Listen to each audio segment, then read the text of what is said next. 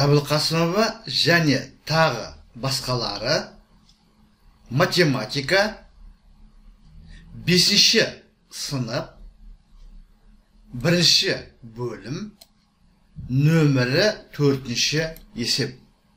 Сәлеметсіздер құрметті оқырмандар, сіздермен бірге математика пәнінің оқытушысы Әлсейітов Амангелді Құмарлы. Бүгінгі сабақта 5-ші сыныптың математика оқулығының нөмірі 4-ші есебін талдайтын боламыз. Есептің шарты берілген екі натурал санның арасында қанша натурал сан орналасқан? Бірінші пункт.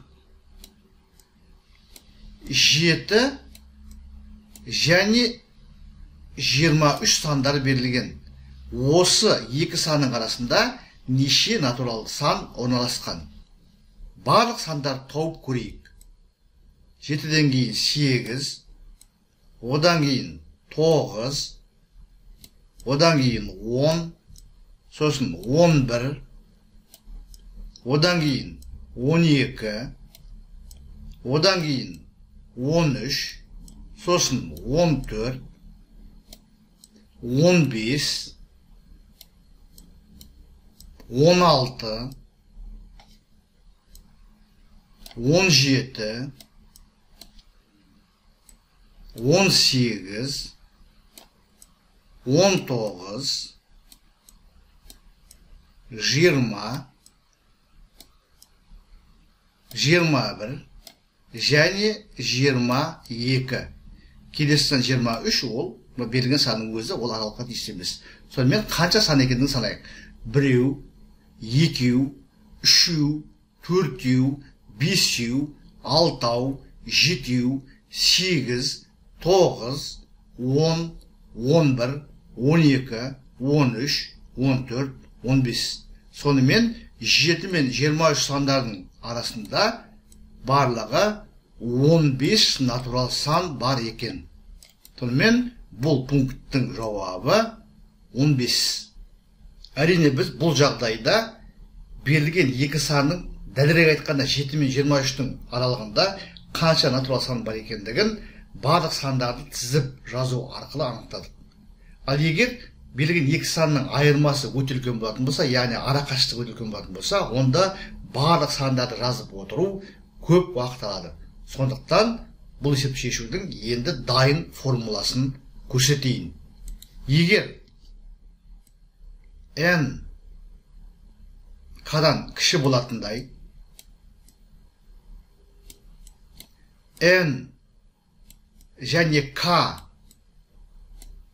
натурал сандар берілген болса, онда n менен k натурал сандарының арасында жататын натурал сандардың санын k минус n минус 1 формуласын қолданып табуға болады.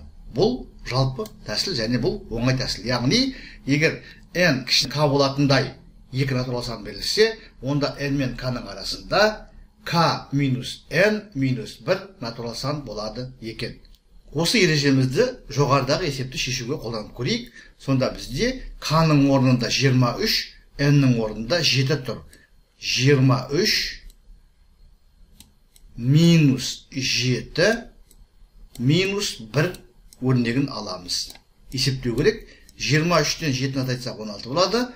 16-дан 1-ді азайтсақ 15 шығады. Сонымен біз жаңағы жауапқа қайтадан келдік. Енді екінші пунктін шығарып көрейік. Берілген есептің екінші пункті 189 менен 245-тің аралығында қанша натурал сан орналасқан? 245 біз жоғарыда формуланы қолданамыз. 245 минус 189 минус 1.